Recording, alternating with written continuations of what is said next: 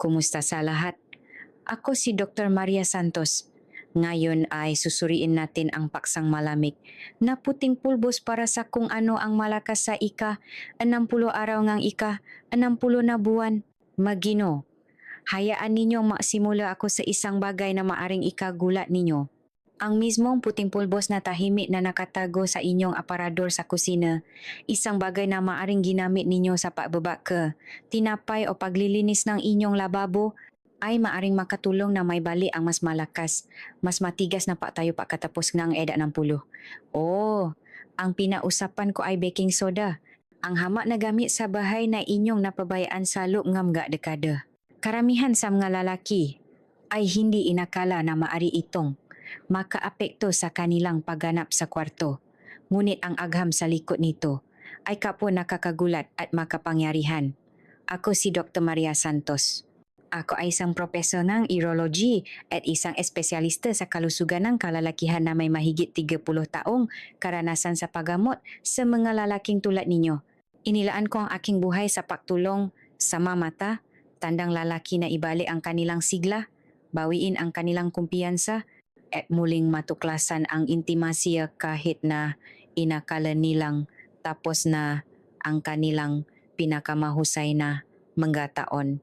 Hindi lamang ako nagsasalita mula sa pananalisik, kundi mula sa totong kwento ng totong lalaki na nakaranas ng kahangahangang pagbabago. Ngayon, narito ang kabalintunaan. Sinasabi sa inyo na ang maproblema sa erectile dysfunction, hindi pagkatapos ang 60 ay bahagi lamang ng pagtanda. Isang hindi maiwasang pagbaba na walang sinumang lalaki ang makakatakas. Ngunit hindi iyon ang buong katotohanan. Sa maraming pagkakataon, ang tunay na issue ay maliliit na kawalan ang balanse sa loob ang inyong katawan. Issue na maaring itama ang baking soda. Ang ideya na ang isang simpleng gamit sa kusina ay maaring gumanap ng papel sa kalusugang sexual ay eksakto kung bakit napakaintriga ng pagtuklas na ito. Kaya manatili kayo sa akin dahil ipinapangako kong ipapakita ko sa inyo ang 5 kamanghamanghang benepisyo ng baking soda para sa pagtayo na sinusuportahan ng aham na hindi pa naririnig ng karamihan sa mga lalaki. Hindi ito mawalang laman na pahaya kundi mapraktikal na pananaw na maaari ninyong ilapat sa inyong pang-araw-araw na buhay. At hayaan ninyong linawin ko, isa sa mga benepisyong ito na aking ihahayak sa huli ay maring may hawak ng pinakamalaking susi sa pag-unlock na mas malakas, mas maasahang pagtayo kaysa sa naranasan ninyo sa loob ng maraming taon. Ito ang hindi ninyo dapat palampasin. Bago tayo magsimula, kung hindi pa ninyo nagagawa, siguraduhin mag-subscribe at i-on ang notification bell upang hindi ninyo mapalampas ang iba pang men's health tip na dinisenyo lalo na para sa inyo. At nais kong marinig mula sa inyo. Kung nagulat kayo sa paksang ito, ay tip ang isa sa mga komento. Kung nais ninyong pabutihin ko ang nilalaman sa hinaharap, ay type ang 0 at ipaalam sa akin kung ano ang nais ninyong makita. Ngayon, suriin natin ang unang nakakagulat na benepisyo. Pagdating sa malakas na pagtayo pagkatapos ng 10. Walang mas mahalaga kaysa sa malusog na daloy ng dugo. Kung walang tamang sirkulasyon, walang halaga ang pagnanais. At narito kung saan gumaganap ng nakakagulat na papel ang baking soda sa pamamagitan ng pagsuporta sa nitric oxide at natural na pagbubukas ng inyong daluyan ng dugo. 1. Napapabuti nga ang daloy ng dugo sa pamamagitan ng pagsuporta sa nitric oxide. Kapag binausapan natin ang pagtayo, lalo na pagkatapos ng edad ng 10, ang pinakaunang bagay na dapat nating tugunan ay ang daloy ng dugo. Ang pagtayo ay hindi lamang tungkol sa pagnanais o pagkaakit. Ito ay tungkol sa sirkulasyon. Kung walang malusok na daloy ng dugo, ang ari ay hindi lamang makatugon tulad ng dati. Sa paglipas ng panahon, tumitigas ang ating mga arterya, lumiliit ang mga daluyan ng dugo at bumubuo ang presyon. Maraming lalaki ang naniniwala na ang pagbaba na ito ay hindi maiwasan, ngunit masasabi ko sa inyo mula sa mga dekadang karanasan na hindi ito kailangang maging katapusan ng inyong buhay sexual. Ang baking soda, nakakahulat, ay marang kumanap na papel dito.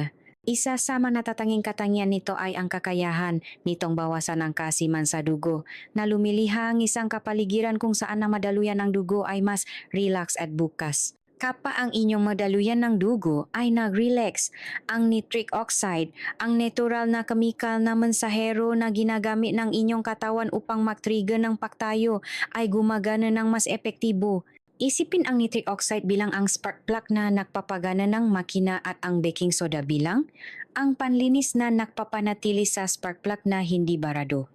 Sa tamang kondisyon, ang spa na iyon ay maaaring muling maalap na napapahintulo sa dugo na dumaloy na mas malayo kung saan ito kinakailangan. Naalala ko pa ang isang pasyente ko, isang lalaki na nasa huling bahagi ngang 60 lis na dumating sa aking opisina na bigo. Sinabi niya, Dok, pakiramdam ko ay nawala ang bahagi ngang aking pagkalalaki.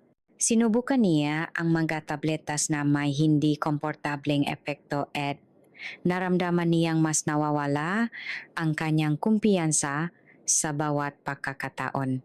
Ngunit pagkatapos naming matulungan na nakatuon sa natural na maparaan upang suportahan ang kanyang sirkulasyon, kasama ang maliliit na pang-araw-araw na hakbang tulad ng paggamit ng baking soda ng may katamtaman, na simula siyang mapansin ang mapagbabago.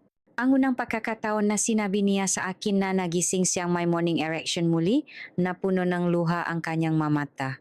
Hindi lang ito tungkol sa sex.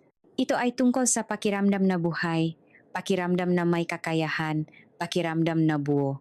Ito ang uri ng pagbabago na lampas sa pisika. Ang daloy ng dugo ay buhay mismo. Kapag bumubuti ang sirkulasyon, hindi lamang nagiging mas malakas ang pagtayo, kundi tumataas ang enerhiya, lumalago ang kumpiyansa at maging ang mood ay nagsisimulang bumuti. Napapansin din ng inyong kapareha ang pagbabago. At ang intimasyang iyon, ang pagiging malapit na maring inakala ninyong nawala mapakailanman ay nagsisimulang bumalik. Isipin na nakaupo kayo sa inyong lamisa sa kusina na may simpleng basok ng tubig at isang mali na kurot ng baking soda.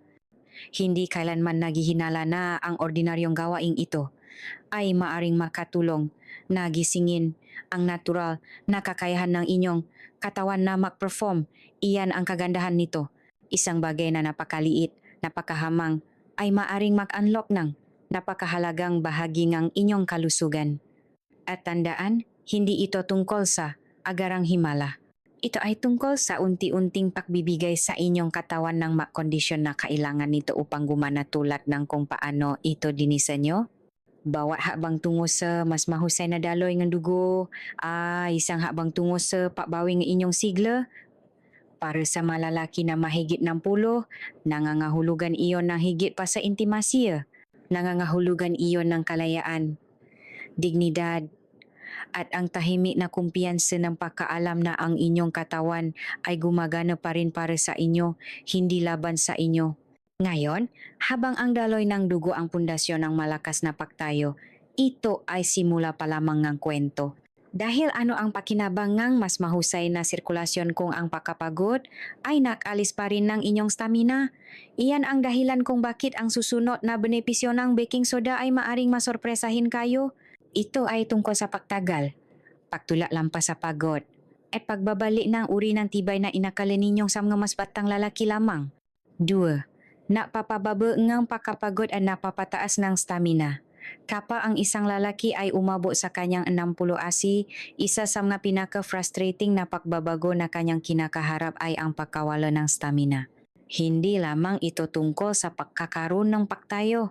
Ito ay tungkol sa pagpapanatili nito, pagpapanatili ng enerhiya at pagkakaroon ng kumpiyansa na kapag dumating ang sandali, maaari ninyong ituloy ng walang pakiramdam na pagod sa kalagitnaan. Marami sa aking mga pasyente ang nagsabi sa aking ng parehong kwento. Dok, kaya ko pa rin magsimula, ngunit mabilis akong maubusan ng gas. Pakiramdam ko ay ubos na ako. Hindi lamang sa kwarto, kundi sa lahat ng ginagawa ko. Ang pakiramdam ng pagkapagod ay maaring maging mapaminsala dahil hindi lamang ito nakakapekto sa intimasya. Ito ay kumakalat sa pang-araw-araw na buhay na nagpaparamdam sa inyong mas matanda kaysa sa inyong edad. Dito nagiging kapansin-pansin ang baking soda. Sa loob nga dekada, ginamit ito nga atleta bilang isang natural na pampahusay ng performance. Ang dahilan ay simple, kapag nagpapagod kayo, ang inyong makalamnan ay gumagawa ng lactic acid at ang asid na ito ay lumiliha ng nasusuno na mabigat na pakiramdam na nagpapabagal sa inyo. Nakakatulong ang baking soda na i-buffer ang asid na iyon na nabibigay sa inyong makalamnan ng mas maraming oras bago sila mapagod. Ngayon, maaring hindi kayo tumatakbo sa isang trek o nakikipagkumpetensya sa isang maraton, ngunit ang intimasya ay isang uri ng tibay. Tulad ng isang runner na gustong abutin ang dulo, gayon din ang isang lalaki na gustong pasayahin ang kanyang kapareha at ang kanyang sarili. Naalala ko ang isang Gino na nasa huling bahagi ng 70 na lumapit sa akin pagkatapos ng maraming taon ng pagkabigo sa kwarto. Ipinagtapat niya na iniiwasan niya ang intimasya hindi dahil sa kulang siya sa pagnanais, kundi dahil sa takot niyang biguin ang kanyang asawa. Sinabi niya na mabilis dumating ang pagkapagod kaya mas madaling iwasan ang pagsubok kaysa harapin ang kahihiyan. Natulungan kami sa natural na mga solusyon, kasama ang maliliit na pang-araw-araw na gawin na sumusuporta sa balanse ng enerhiya. At bahagi ng plano ang baking soda. Ilang buwan pakaraan, sinabi niya sa akin na pakiramdam niya ay bumalik ang kanyang pangalawang hangin. Hindi siya nakakalat ng pakadismaya. Natatagal siya, na-enjoy, at pinakamahalaga, nakikita niya ang kagalakan na bumalik sa mga mata ng kanyang asawa. Ito ang puso nais kong ipaunawa sa mga lalaki na mahigit 60. Ang stamina ay hindi tungkol sa pagiging 20 muli. Ito ay tungkol sa pagkakaroon ng sapat na enerhiya, lakas at kumpiyansa upang ganap na makisali sa sandali. Ito ay tungkol sa pakiramdam na naroroon, hindi nagugulong ng paalala o takot sa pagkabigo. Kapag mayroon kayong tibay na iyon, nababago ang buong karanasan. Hindi na kayo mamadali. Pinahahalagahan ninyo. Hindi na kayo natatakot sa pagkapagod. Inaasahan ninyo ang koneksyon. Iyan ang maaring ibalik ng baking soda sa pamamagitan ng pagbuffer ng pagkapagod at pagsuporta sa stamina sa inyong buhay. Ngunit narito kung saan ito nagiging mas kawili-wili. Ang stamina ay hindi lamang ang hadlang na kinakaharap ng lalaki pagkatapos ng 60. Kahit na may pinahusay na enerhiya, ang isa pang hamon ay maaring tahimik na nakawin sa inyo ang performance at ginhawa ang kalusugan ng inyong prostate. At habang iniisip nga, karamihan sa mga lalaki ang prostate lamang kapag lumitaw ang problema. Ang totoo ay ang papel nito sa pagtayo ay mas makapangyarihan kaysa sa inaakalangang marami. Pag-usapan natin kung paano maaaring protektahan at suportahan ng baking soda ang mahalagang bahagi na ito ng inyong pagkalalaki. Sumusuporta sa malusog na pagana ng prostate. Kapag nakaupo ako sa tapat na malalaki na nasa 60s at 70s, madalas kong nakikita ang parehong tingin sa kanilang mamata kapag lumabas ang paksa ng prostate. Ito ay isang halongang pakadismaya, kahihiyan, at kung minsan ay takot pa nga. Ang totoo, ang prostate ay isang maliit na glandula, ngunit nagdadala ito ng malaking bigat sa kalidad ng buhay ng isang lalaki. Ang isang lumaki o namamagang prostate ay hindi lamang nagpapabilis ng inyong pagtakbo sa banyo sa gabi. Maari itong makagambala sa mismong nga ugat at daluyan ng dugo na kumokontrol sa inyong pagtayo. Para sa maraming lalaki, ang maunang palatandaan ng problema ay hindi sexual, kundi banayad. Pagising ng 2 o 3 beses upang umihi, isang mahinang daloy, o isang patuloy na pakiramdam na ang panto ay hindi kailanman ganap na walang laman. Sa paglipas ng panahon, ninanakaw ng problemang ito ang tulok, nag-alis ng enerhiya, at sa huli ay nagpapababang ang kumpiyansa ng isang lalaki sa kwarto. Ngayon, narito kung saan naaalo ang baking soda ang nakakagulat na layer ang suporta. Ang pamamaga ay lumalaganap sa isang asidik na kapaligiran. Kapag ang katawan ay tumatagilit sa kaasiman, ang pamamaga sa masalang tissue tulad ng prostate ay lumalala. Ang baking soda, sa pamamagitan ng patulong na balansehin ang maantas ng pH, ay maring lumikha ng isang mas kalmadong panloob na kapaligiran. Isipin ito bilang pagpapalamig ng isang apoy na tahimik na nasusunog sa loop ng inyong rehiyon ng pelvic.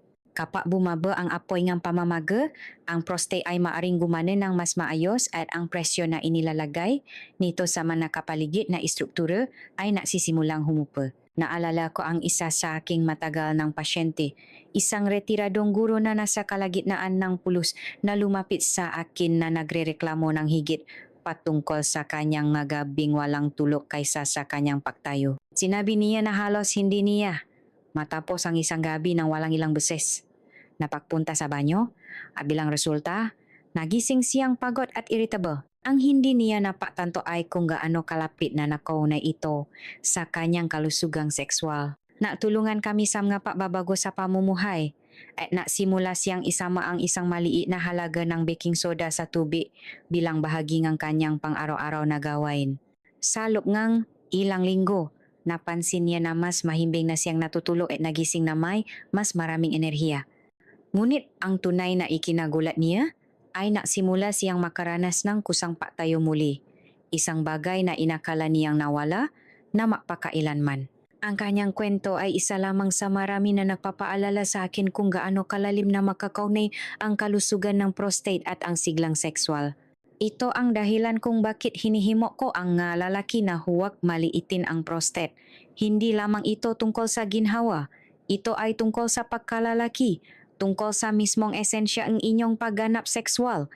Kapag mas kalmado at maluso ang inyong prostate, mas malayang dumadaloy ang dugo, mas malinaw na nagpapadala ng signal ang mga ugat, at nagsisimulang tumaas muli ang inyong kumpiyansa. Ang bagong lakas na iyon ay hindi lamang napapabuti sa pisikal na bahagi ng intimasya. Ibinabalik nito ang pakiramdam ng kapayapaan at pagmamalaki na dala sa bawat bahagi ng inyong buhay. Ngunit kahit na may mas mahusay na daloy ng dugo, mas maraming stamina, at isang malusog na prostate, may isa pang nakatagong salit na maring tahimik na nakakabawas sa pagtayo kung hindi ito nasusuri. May kinalaman ito sa mga organ na nasasala ng inyong dugo at nagre-regula ng inyong mga hormone, ang mabato, at kung ano ang maaring gawin ng baking soda upang suportahan ang mga ito ay maaring masorpresahin kayo. 4. Sumusuporta sa pagganay ni gram, bato at balanse ni gramone. Kapag nakikipausap ako sa mga lalaki na nasa 60S at 70S tungkol sa kalusugang sexual, bihirang ang mabato ang unang pumapasok sa isip. Iniisip ngang karamihan sa mga lalaki ang testosterone o marahil ang sirkulasyon, ngunit bihirang napagtanto nila kung gaano kalaki ang tahimik na impluensya ng mga bato sa dalawa. Ang dalawang malilit na organ na ito ay parang mga master filter ng katawan.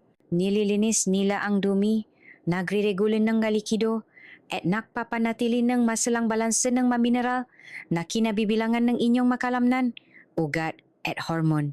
Kapag simulang mahirap ang magabato, tulad ng madalas na nangyayari sa pagtanda, ang buong sistema ay naghihirap, bumababa ang enerhiya, lumalabas ang pamamaga, at humihina ang pagtayo. Hindi laging halata, ngunit ang tahimik na pagbaba sa paggana ng bato ay madalas na naunay sa mababang stamina, nabawasang testosterone, at isang pangkalahatang pakiramdam na nagiging mas mabigat ang buhay. Pinaaralan ang baking soda sa loob nga dekada bilang isang banayad na suporta para sa kalusugan ng bato. Isa sa pinakamahirap na trabaho ng bato ay ang pag-neutralize ng nga acid na nabubuo sa dugo. Sa paglipas ng panahon, kung ang katawan ay masyadong acidic, ang nga bato ay napipilitang magtrabaho ng mas mahirap at ang strain na ito ay unti-unting nagpapahina sa kanila.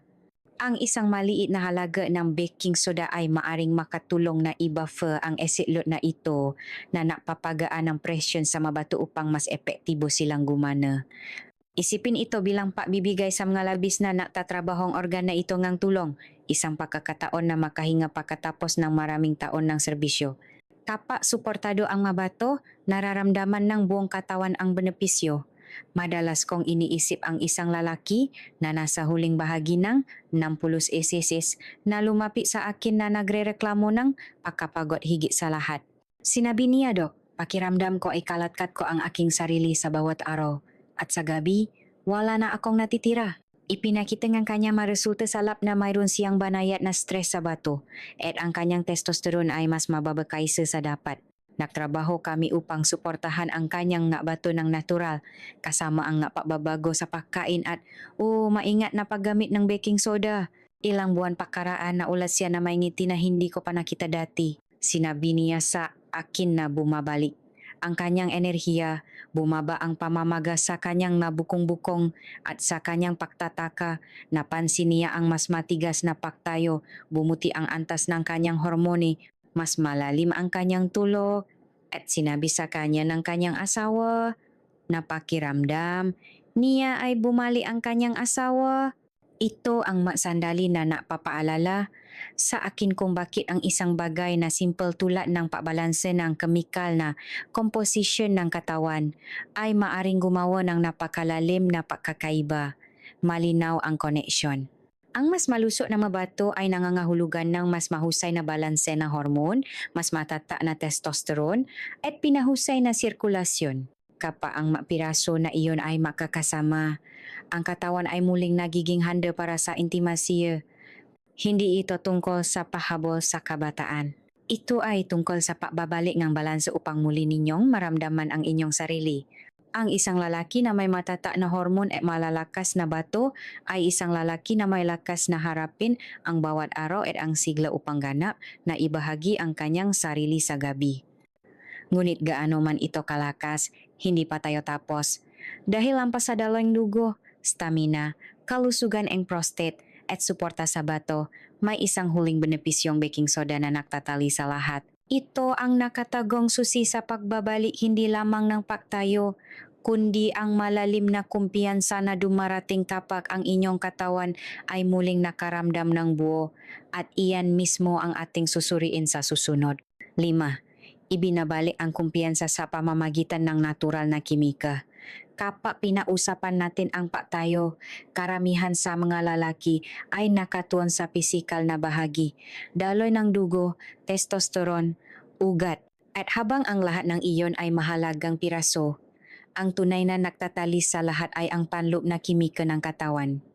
Pagkatapos ng 60, maraming lalaki ang nabubuhay na may tahimik na kawalan ng balanse.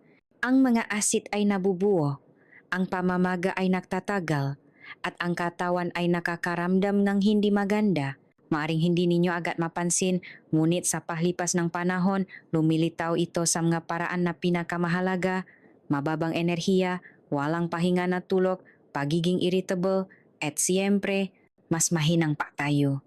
Ang nagpapababangang baking soda ay ang kakayahan nitong dahan-dahang itulak ang katawan pabalik sa balanse. Sa pamamagitan ng pagbuffo ng kaasiman at pagpapakalma ng pamamaga, lumilikha ito ng panloob na kapaligiran kung saan ang lahat ng iba pa ay sa wakas ay makaka-function tulad ng kung paano ito nilayon. Hindi ko malilimutan ng isang lalaki na nasa huling bahagi ng 70s na lumapit sa akin hindi lamang bigo, kundi nahihiya. Sinabi niya sa akin daw hindi na ito tungkol sa sex. Ito ay tungkol sa pakiramdam na nawala ako. Ang kanyang nga salita ay nanatili sa akin dahil sinasalamin nila ang nararamdaman ng maraming lalaki ngunit hindi kailanman sinasabi ng malakas. Sinubukan niya ang iba't ibang tabletas, iba't ibang routine, ngunit walang nagbigay sa kanya ng pangmatagalang pagbabago. Nang kami ay nakatuon sa pagbabalik ng kimika ng kanyang katawan, kasama ang isang bagay na simple tulad ng isang maliit na pang-araw-araw na halaga ng baking soda, ang pagbabago ay unti-unti ngunit hindi may kakaila. Sa loob ng ilang buwan, hindi lamang siya mas mahusay na nagpe-perform, makaiba ang kanyang kilos, nakabuka ka ang kanyang nga balikat, may lakas ang kanyang boses, at may buhay muli ang kanyang mamata. Ang nagbago ay hindi lamang ang kanyang pagtayo, ito ay ang kanyang kumpiyansa, ang kanyang pagkakakilanlan bilang isang lalaki na may sigla pa ring ibibigay. Iyan ang puso ang benepisyong ito. Ang pagtayo ay hindi lamang isang pisikal na kaganapan. Ito ay isang emosyonal na papaalala ito sa inyo na ang inyong katawan ay may kakayahan pa rin na mayroon pa kayong mayaalo na ang pagiging malapit sa inyong kapareha ay maari pa ring maging kasiyasya. Hindi pinapalitan ng baking soda ang intimasya o connection, Ngunit sa pamamagitan ng pagbabalik ng balanse, tinutulungan kayong lumakat sa masandaling iyon na may mas kaunting takot at mas maraming tiwala sa inyong sariling katawan. Hindi ito tungkol sa paghabol sa inyong 20S. Ito ay tungkol sa pagbawi ng dignidad ng pagkaalam na maari pa rin ninyong tamasahin ang pinakamahalaga. At kapag bumalik ang kumpiyansa na iyon, kumakalat ito sa bawat bahagi ng buhay. Lumalakat kayo ng may mas maraming enerhiya, mas malayo kayong tumatawa, at dala ninyo ang inyong sarili na may tahimik na katiyakan na hindi ninakaw ng edad ang inyong pagkalalaki. Iyan ang mas malalim na regalo na nakatago sa loob ng simpleng puting pulbos na ito. Hindi lamang kimika, kundi kumpiyansa. Ngayon, pinag-usapan natin ang daloy ng dugo, stamina, suporta sa prostat, kalusugan ng bato, at ang huling pagbabalik ng balanse at kumpiyansa. Ngunit hindi nagtatapos dito ang kwento dahil kapag ang lahat ng mga benepisyong ito ay makasama, itinuturo nila ang isang bagay na mas malaki. Isang pagkakataon upang muling hubugin kung paano ninyo nakikita ang inyong kalusugan, inyong kinabukasan, at inyong potensyal bilang isang lalaki na mahigit ng 10. At iyan mismo ang nais kong iwanan sa inyo habang tayo ay lumalapit sa konklusyon. Magagino, natuklasan natin ang 5 makapangyarihang paraan na ang isang bagay na simple tulad ng baking soda ay maring makpabago ng buhay pagkatapos ng 60 sa pamamagitan ng pagpapabuti ng daloy ng dugo, pagpapataas ng stamina, pagpapakalma ng prostat, pagsuporta sa mabato, at pagbabalik ng natural na balanse na nagbibigay ng kumpiyansa. Nakita ko ang mapapabagong ito ng personal sa aking mapasyente at alam kong gaano kalalim ang kanilang halaga. Hindi ito tungkol sa paghabol sa kabataan, ito ay tungkol sa pagbawing dignidad, intimasiya at kagalakan sa mga darating na taon. Huwag kailanman kalimutan na hindi pa tapos ang inyong pinakamahusay na mga araw. Sa kaalaman, maliliit na hakbang at paasa, maaring naghihintay lamang sila sa unahan.